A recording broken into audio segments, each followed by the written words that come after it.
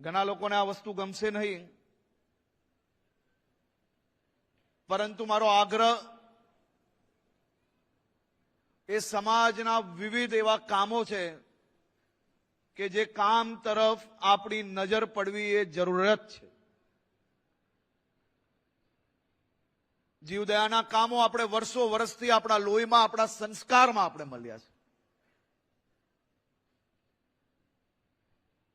દેરાસર આપણા જીર્ણોદ્ધારનું કામ કદાચ દુનિયાની અંદર કોઈ સમાજની અંદર જેટલું કામ નહીં થતું હશે એટલું મોટું કામ આપણા સમાજ દ્વારા થઈ રહ્યું.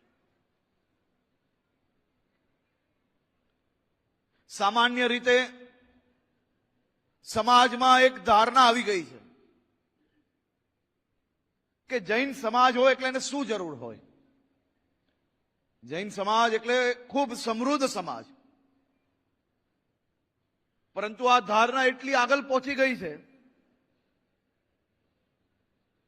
કે સમાજના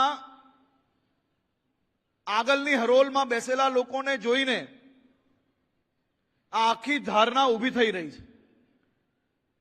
પણ છેવાડામાં બેસેલા લોકો જે છે ને એને આપણી જોડે બેસાડવાના છે. એ સંકલ્પ જોડે આપણે લોકોએ કામગીરીને આગળ વધારવાનું છે.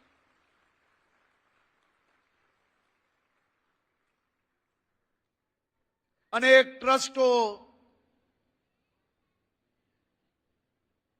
અનેક આપણા સંઘો, સમાજો, તમામ લોકોએ સાથે મળીને સમાજના પ્રત્યેક નાગરિકોને, પ્રત્યેક પરિવારને સરકારની તમામ યોજનાના લાભાર્થી બનાવવાના છે.